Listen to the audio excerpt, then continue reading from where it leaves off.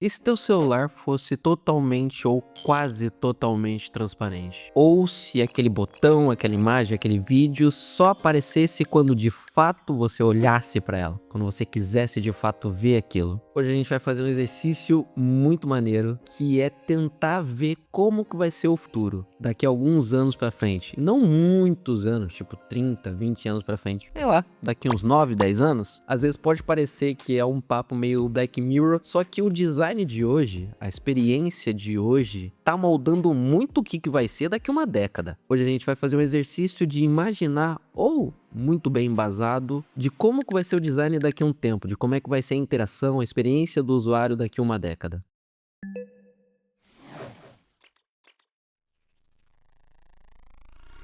Oi, eu sou o Luiz Correia e esse aqui é o canal Interavox, o canal onde a gente fala de design que você sente, mas você não consegue enxergar. E eu tô aqui pra gente dar uma lupa nisso. E hoje vai ser um vídeo que eu sempre tô conversando com amigos ou simplesmente pensando antes de dormir, que é, cara, como é que vai ser daqui, sei lá, 7, 8, 10 anos? A gente tá vendo tanta tecnologia nova acontecer, tanta coisa que estão tentando emplacar no design, na interação homem-máquina. Como é que vai ser daqui uma década? Bora começar por uma parada que tá bem atual e sempre ela, né? A Apple. Recentemente ela lançou o Liquid Glass, que é aqueles botões, aqueles componentes que tem o visual como se fosse um vidro derretido. Ele é translúcido, ele é reativo ao toque e ele interage conforme tá atrás dele. E apesar de parecer uma fumaria da Apple, ela tentando forçar, emplacar alguma coisa muito nova, eu tava pensando comigo e eu acho que tem um motivo muito grande para eles escolherem ir para esse lado. E eu acho que é justamente vendo o futuro, talvez baseado em outros projetos dela ou vendo o que tá acontecendo no mundo. Para Apple e, honestamente, para mim também, daqui a um tempo, interfaces com backgrounds sólidos, que não são translúcidos ou que você não tem uma referência de profundidade, vai parecer muito ultrapassado. Pique DVD hoje em dia, aparelho de DVD hoje em dia. Então eu acho que a Apple tá tentando emplacar como se fosse uma academia para sua experiência visual. E o porquê que eu acho que isso tá acontecendo? Porque daqui a um tempo é muito provável que a realidade aumentada vai ser uma parada do nosso dia a dia, ou se não for do nosso dia a dia, vai ser o padrão de se interagir com coisas visuais. Tem como você trabalhar com realidade aumentada, com essa interface que interage com o nosso mundo ao redor, sem você dar noção de profundidade, seja aplicando um blur, uma forma meio embaçada, ou no caso, uma solução mais elegante, igual normalmente a Apple sempre quer emplacar, que é uma parada mais diferente, ou seja, esse vidro derretido. Não faz sentido você ter uma aplicação de componentes, de botões, de imagens, de frames, uma realidade aumentada, sem você ter referência do fundo. Inclusive, eu acho que é o primeiro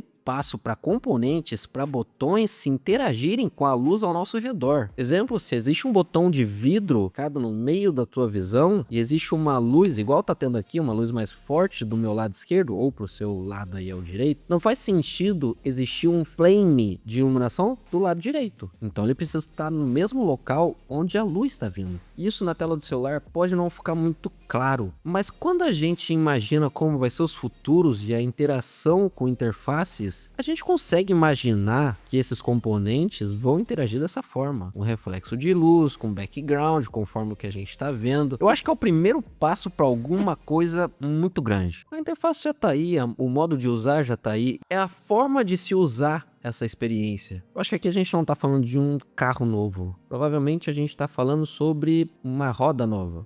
Tecnologia! E é muito fácil falar da Apple se colocando nesse lugar e sendo esse porta-voz, essa vanguarda de componentes onde você consegue interagir com a luz ou com o background, com o fundo das telas. Eles têm o Vision Pro, que é um dispositivo de realidade aumentada. E ali no Vision Pro não faz sentido ter nada sólido, nada que bloqueie a sua visão. Até mesmo para telas que precisam de backgrounds um pouco mais sólidos, possivelmente vão aplicar um blur muito grande, um fundo mais embaçado, um pouco mais opaco, para justamente dar leitura, para dar acessibilidade ali. Eu acho que o Liquid Glass começo de uma anatomia de componentes, de botões, de janelas, de atributos visuais. E assim vai acompanhar todo o restante, por exemplo, do Vision Pro, que são elementos mais 3D, que você consegue ver todos os eixos, tanto vertical, horizontal, mas também de profundidade. Vai responder aos olhos, aos gestos, à mão, ao olhar, para onde você está apontando o olhar. Então, tenho muitas telas aqui. Se eu estou apontando meu olhar para cá, tá focado nos componentes ou na janela que está no meio. Mas se eu olho para o lado direito, o restante do componente está no segundo plano. O Liquid Glass é perfeito para isso. E é isso, tu senta no teu sofá,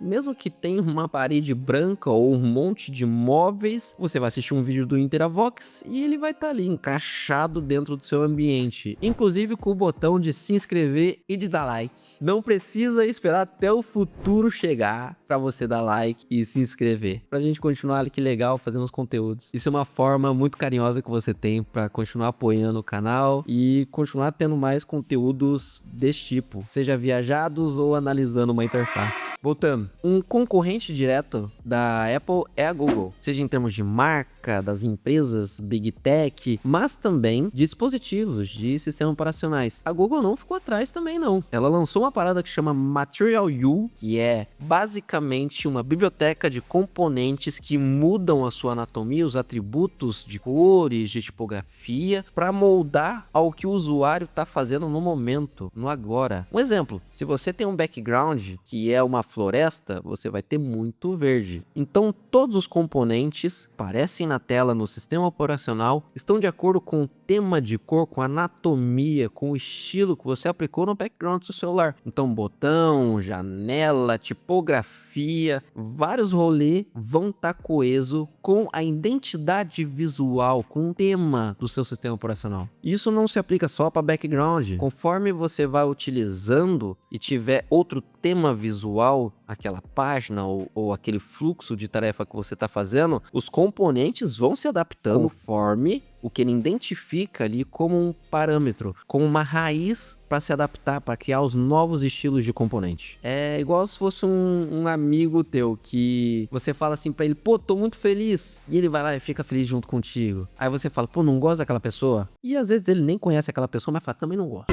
Lixo! Me desculpe, eu tô alterado, tô alterado! Então ele vai se adaptando. O humor da interface dos componentes conforme que você coloca para ele. É muito fácil imaginar que a Google tá pensando que no futuro vai existir algum algoritmo, alguma tecnologia que vai captar o seu humor, tua vibe e colocar isso nos elementos gráficos, na forma de você interagir com esses produtos. Tudo sem você pedir. Vai ser uma parada que ele vai identificar e vai fazer antes de você pedir. Tudo para te deixar num lugar mais confortável, mais acolhedor para você. E aí a gente tem outros tipos de aplicação de interface tipo em carro. Cara, Tesla hoje já não usa botão físico de você apertar e fazer o clique em nada. Tudo touchscreen, é tudo tela, inclusive tá uma tela grande no meio do carro para você fazer todas as funções. E a gente tá vendo esse tipo de coisa, inclusive em carros novos, por exemplo, vindo da China, BYD, GWM, tudo virando muito touch. E a forma que você interage com essas interfaces, com o seu carro, vem muito das referências da forma que você interage com o seu celular. E quando a gente fala sobre se locomover, é muito provável, e já tá bem encaminhado para esse lado, que vai ser forma muito autônoma. Você vai entrar no seu carro, vai colocar, eu quero ir para esse lugar, de algum jeito ele vai se comunicar com todos os outros carros e ele vai ver o lugar usando as tecnologias que foi iniciada, por exemplo, no Waze, que é o melhor caminho para você chegar lá mais rápido, mas isso tudo acompanhado com uma tecnologia que engloba outros carros, que não deixa um trânsito caótico acontecer e em um algoritmo que você senta, fala onde você quer ir e ele vai.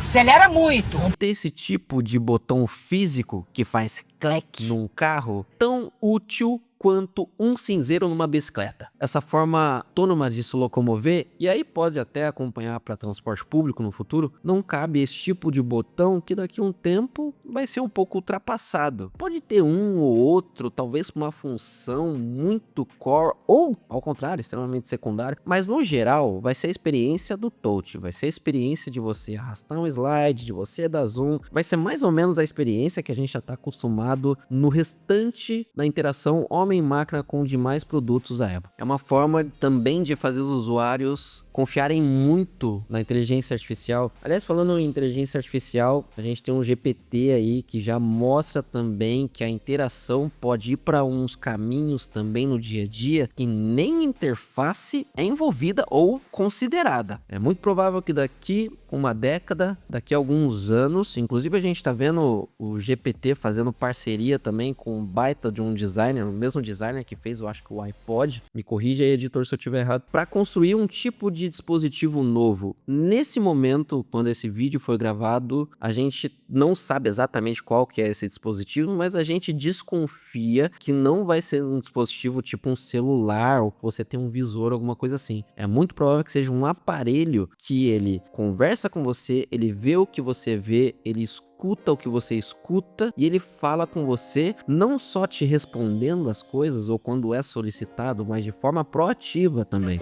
Jarvis, aboliça minha peça. E é muito provável que se isso popularizar, tá num caminho que isso pode acontecer, porque se a gente for ver hoje as IAs generativas, tá aumentando muito o uso delas. Já tá no dia a dia do profissional, uma parada já que tá no uso diário de todo mundo. No trabalho as pessoas estão usando, para fazer pesquisa as pessoas estão usando, para saber se pode tomar esse remédio e beber no final de semana, se vai dar ruim ou não. Aliás, por favor, gente, não use o GPT como um doutor particular. Vai no médico.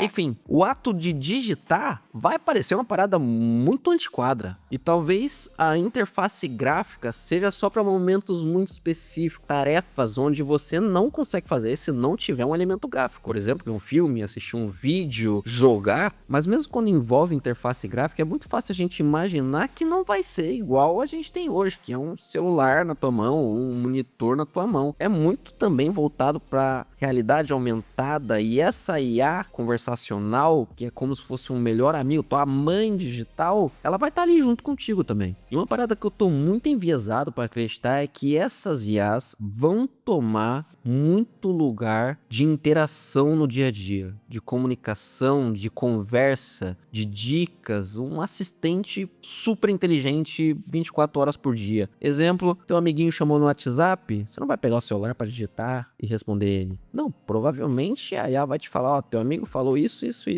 ou vai tocar o áudio do teu amigo falando com você e você vai responder direto para ela. Ela vai identificar aquilo e vai enviar. E claro, para isso acontecer precisa também ser muito natural e o módulo de voz hoje dessas IAs, do Gemini, do GPT, estão indo para um caminho até meio assustador, assim, porque tá muito natural. Pô, a IA tá simulando respiração, velho. Outro dia eu contei uma piada, ela riu e parecia um ser humano. Todo esse exercício de imaginar como vai ser o futuro próximo, a gente não tá indo pra um lado muito viajado, assim, pique carro voador. Não, a gente tá usando o que a gente tem hoje, a base de interação, de design, de interface, de UI, pra imaginar para onde que tá indo essa interface, para imaginar daqui uma década como é que vai estar. Ou seja, os detalhes do design de hoje é uma peça fundamental para o design do futuro. E o design de hoje, ele não tá só prevendo o futuro, ele tá te preparando para isso também. Mas eu quero saber de você e, sério, eu realmente vou ler os comentários e eu tô curioso para saber o que vocês pensam. O que vai ser da interação nossa com as interfaces, com as IAs, com os dispositivos no futuro, mas não o futuro daqui 20, 30 anos, tipo o futuro daqui realmente uma década, daqui 8, 10 anos. Claro, não se esqueça, clica para se inscrever no canal Interavox. Se você gostou do vídeo, curte o vídeo, comenta, manda pro amiguinho. Prometo que toda semana você vai ter alguns vídeos ali pra gente conversar sobre design, sobre aquilo que a gente interage no dia a dia, em produtos, em tecnologia. Aliás, nesse vídeo aqui eu falei sobre os aplicativos que parecem ter uma cara muito atual, que realmente parece a vanguarda da experiência de uso. E nesse aqui eu falei sobre quanto que a interface do Valorant tem a ensinar sobre um design bem feito, sobre um design com intenção. Obrigado por assistir até aqui, valeu, até o próximo vídeo, um beijo!